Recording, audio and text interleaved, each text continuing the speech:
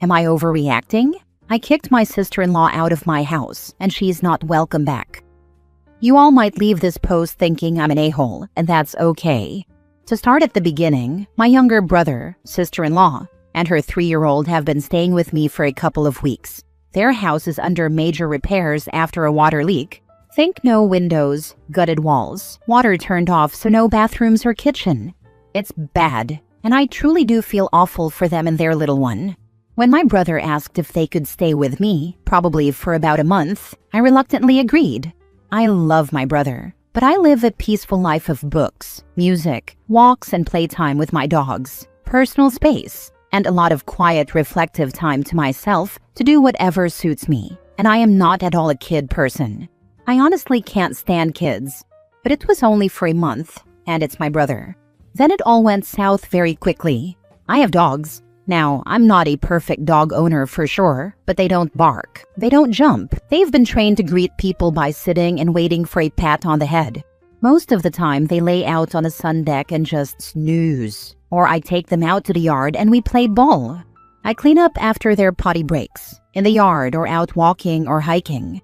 They're gated out of the kitchen and dining room at mealtimes because, well, dogs don't really belong where people are eating. But they don't mind. They don't bark or storm the gate. They just go lay down, as they have been taught to do. But they're dogs. They like to play and be close to people. And they, of course, have hair. Sister-in-law could not cope, and every day was endless complaints, tears, tirades, and tantrums, with her basically begging me to lock my dogs up while she and her kid, not my brother's kid, were there. Screaming at my dogs, stomping her feet like a literal child, and yelling at my brother about the dogs, hair, toys, food, literally anything. Letting her child eat in my living room, which sent me cringing and reeling in my brain going, oh my God, please don't touch anything. But I said nothing, trying to be patient. He's just a little kid, and despite my feelings towards kids, they don't deserve to be mistreated. I would never. Especially at an age where they are so impressionable and don't understand why adults can be unkind. To be fair, I eat in my living room occasionally, pizza and movie night or whatever, but I'm not a 3-year-old with dirty hands and zero boundaries, respect, or appreciation for other people's things, or how messy peanut butter and jelly can be. It wasn't just the eating on my couch. Kids do a lot of kid things that made me cringe every day. And the smell. Oh my God, why do they smell? What even is that smell? And crying and listening to cartoons so loud I can hear it in my office over music. Or having to be the bad guy in my own home before Teams or Zoom meetings when I'd ask for my own house to be quiet. Not that we didn't have a few fun chats with a 3-year-old or laughs. We totally did. And I tried to be as kind and patient as I could be. Then it happened. The moment that literally changed everything for me. And I could not stand having this woman and her child in my house any longer. I was in my office, getting some work done for the morning. My dogs were playing in the living room. I could hear them but thought nothing of it. They play all the time. The kid was also in the living room watching something annoying and way too loud on the TV. I don't know where sister-in-law was, honestly. Folding their laundry, I think. My brother was at work. I hear a thump and a blood-curdling toddler scream, the kind that reminds me why I can't stand kids. Literal ear-piercing natural birth control for me and total sensory hell. Every nerve in my body just wants to. I don't even have words for the way this sound makes me feel. And my sister-in-law screaming, then the sound of scattering paws on the wood floor. The dogs are running toward my office. I open the door and step out to see her chasing them down the hallway, trying to kick and hit them. With her kid in one arm, she's swinging her free arm at my dogs and randomly trying to kick them, tears just running down her face. My dogs have never been kicked at like that or hit, at least not in the 8 and 10 years that they've been with me since I adopted them. And my dogs live here. She does not. I'd had enough. I put the dogs away in their beds in my office with a treat and went back out to the hallway and told her to pack. Get out. You're done here. Her response was to ask me if I was joking and complain that my dogs knocked her kid off the couch. I felt a little bad. I asked her kid if anything was broken or bleeding, the response I would have gotten from my parents if I had screamed loud enough to break glass as a child. No, nothing was bleeding and nothing was broken. Okay, so you're fine. Stop screaming. I followed her through the whole house, making sure she packed everything. She asked if she could stay until my brother got off work, even though she was already texting him, making me the bad guy, I'm sure. I told her no, take your bags and your child and get out. Then I felt a little bad. It's only like 10 degrees in our state right now, so I let them sit in the kitchen behind the baby gate until my brother could come get them. He left work early, thankfully. Now my brother is pissed at me for kicking them out, and at his wife because now he has to pay for a place for them to stay, and he's the only one who works. She's trying to victimize herself by saying that the dogs attacked her child, and that I'm an awful, family-hating, old mean bitch. She tried to garner sympathy from my parents, who also told her off, and my other sister and brother-in-law, who already think she's crazy and a freeloader. My older brother was going to let them stay there until he found out what she did and then posted in the family group chat that he had changed his mind because he doesn't want her to kick his dogs. But according to her and my younger brother, I freaked out, overreacted, and threw my family out in favor of my dogs. Now for the top comments. Not overreacting. There is no excuse for animal abuse. Hitting and kicking a dog that is running away from you is despicable. That's what really set me off. Her chasing my dogs who are trying to do nothing but get away from her while she's screaming and swinging and kicking at them. Also, this wasn't a tap on the nose. She went after those dogs to try to cause pain. Also, if she was so concerned about safety, then don't chase dogs with your child in your arms. You don't have to feel guilty, nor did you overreact. Everyone in your family thinks she's wrong. Not overreacting. I was literally cheering you on as I read the kicking out part. She is a rude and an entitled witch. My dogs are my family, and no one will hurt them for any reason. Not gonna lie, kicking her out in that moment felt really good. It was only after that I kind of started to wonder if I might have gone too far and overreacted. Her and my brother's gaslighting and playing the victim just got to me, I think. Not so much her, but I do really love my brother, and despite her, we are really close. Not overreacting, and the kid fell off the couch because she didn't bother supervising him. She's a crappy parent, an even crappier guest and animal abuser. I learned very quickly, like within the first couple days of them being in my home, that she does not watch that kid at all. She puts it in front of a TV or gives it a toy, and goes off to fold laundry or take a shower, or just sits and scrolls on her phone. My brother gets off work and she instantly hands the kid off to him because she's had him all day. Next story. Am I the a-hole for refusing to support my ex-friend through a miscarriage? I used to have a friend, Mandy. Mandy and I were friends in school. We were pretty close. Our friendship ended when, shortly after the death of his wife, Mandy started dating my brother Eric, and later married him. No, they weren't having an affair. They'd met maybe twice, once being at my wedding. Over the years, we were friends. They found each other on a dating app. I do believe that. Eric was deeply in love with his late wife. I don't believe he'd ever cheat on her. But he was devastated by her death, and just didn't process his grief and started dating really quickly to fill the void. A terrible decision. Really bad choice as a father. I told Mandy all this when she revealed they'd been seeing each other, but she didn't listen. I called her sick for dating a grieving father with grieving young children and refused to have anything to do with her. She married him a year later. Fast forward 5 years. My nibblings hate her. I hate her and my brother, and my parents tolerate her so they can still see their grandkids. The family relationships never really recovered. Over the Christmas period, Mandy and Eric announced that she was pregnant. All hell broke loose at my dinner table, and the kids ended up staying at my place through New Year's. Last week, Eric asked me to take the kids for the weekend, as Mandy was going through a miscarriage. He made it sound as though it was stress-related, but personally, I feel like this was just to make everyone feel guilty for not being excited for them. I said of course I could have the kids. I love those children deeply and have taken on a motherly aunt role for them since they refused to be taken care of by Mandy and was ready to hang up. Then Eric asked if I would consider reaching out to Mandy, as she could really use an ally right now. I told him Mandy wasn't my friend nor my family, and I didn't like her. So no. Eric said that wasn't fair. What Mandy was going through was traumatic and she needed someone who could understand. I had a miscarriage a couple of years ago.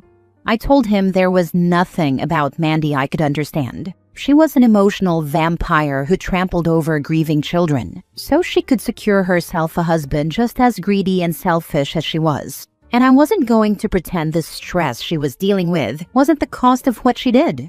I guess Eric's phone volume was pretty loud because I could hear Mandy start wailing in the background. Eric called me evil and hung up. I wouldn't wish a miscarriage on anyone. I really wouldn't. And I never wished one on Mandy. But her going through something horrific doesn't change the fact that I think she's a crappy person. I don't have anything kind to say to her, and reaching out would be disingenuous, so I'm not doing it. But my mom thinks I'm a giant a-hole for refusing to offer support. She agrees with not rekindling the friendship, but said I should probably have shown some kind of support just as someone who would have been an aunt to their baby. To me, these people haven't really been in my life in 6 years. Why would I ride in now just over this, even though I still can't stand them? Am I the a-hole here? Should I have just let my feelings go because Mandy asked for support? Edit to add context of the issues I have with the way Mandy and Eric treat his children. The way she treats his kids is what's missing from the story. Firstly, she had absolutely no respect or patience for the fact that they were grieving.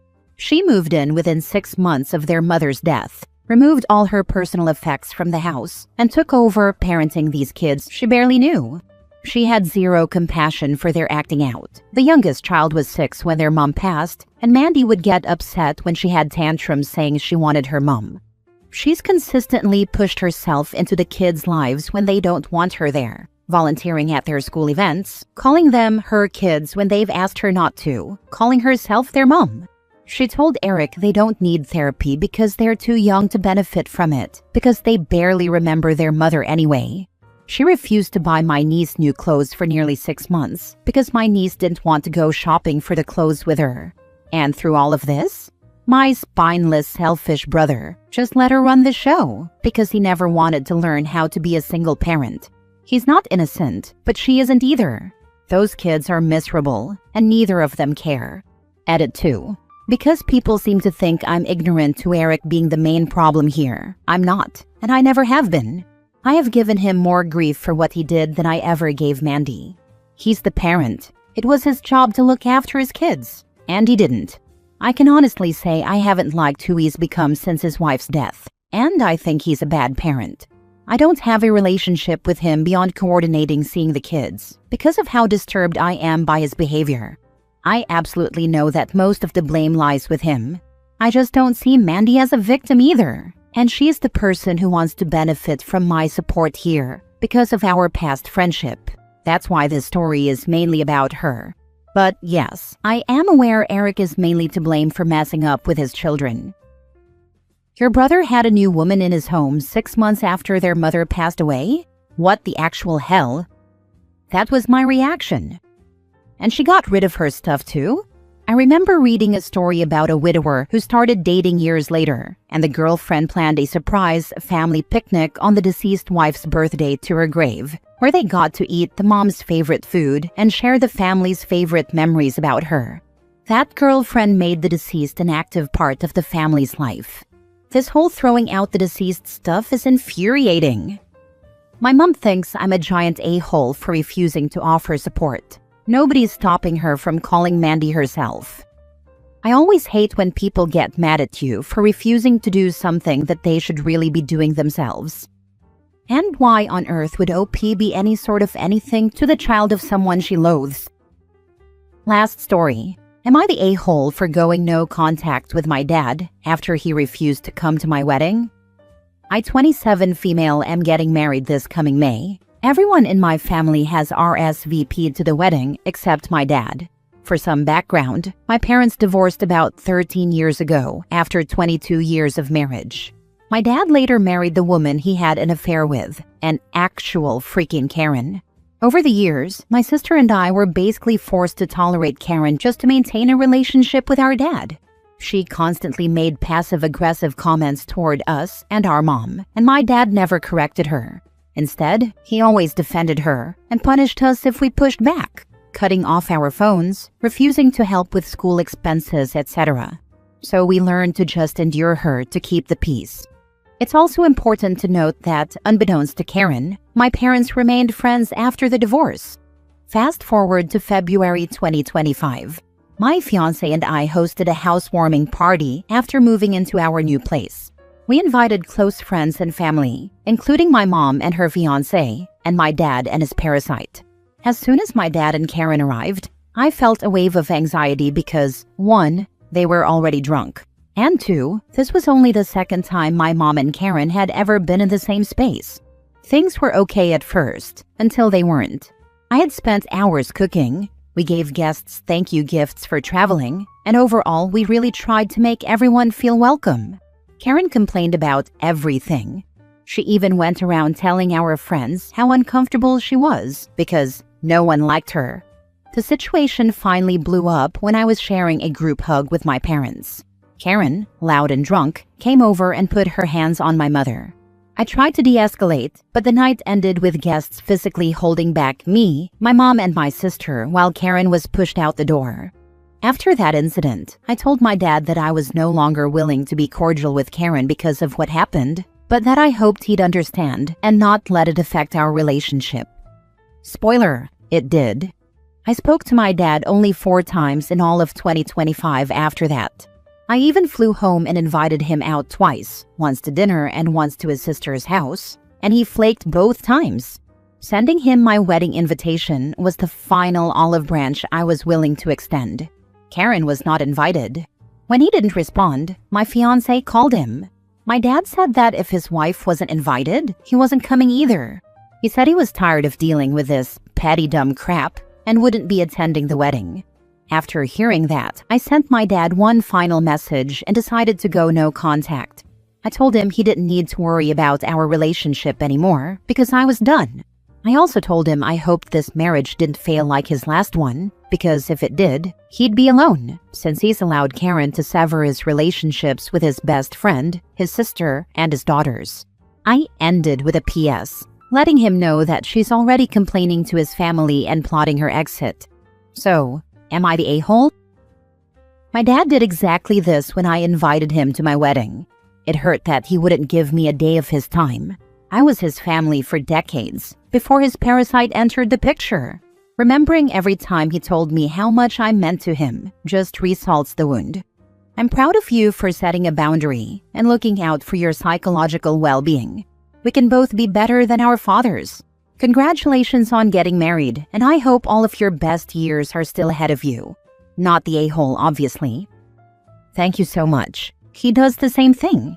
The last time we spoke, he said nothing but death could separate us, but here he is. Not the a-hole. Good job setting boundaries. He failed you when you were little. You will never get him to love you more than he loves making his own life comfortable. It took me too long to figure that out, but better late than never.